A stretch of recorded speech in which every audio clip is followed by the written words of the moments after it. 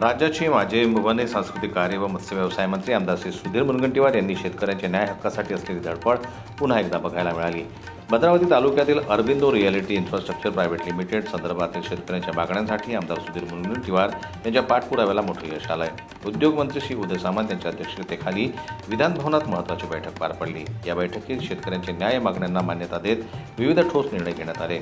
भद्रावती तालुक्यातील Aurobindo reality infrastructure private limited company संदर्भात शेतकऱ्यांच्या समस्या आणि मागण्यांबाबत उद्योगमंत्री श्री उदयजी सामंत यांच्या अध्यक्षतेखाली विधान भवन येथे बैठक पार पडली।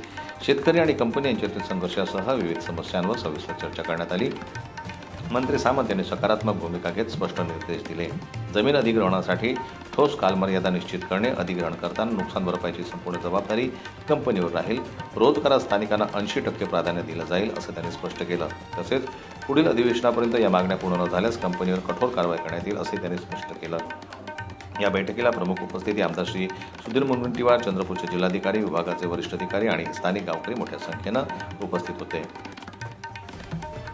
जनमत न्यूज करता चंद्रपूरहून शोभिता पाटेकर यांची रिपोर्ट।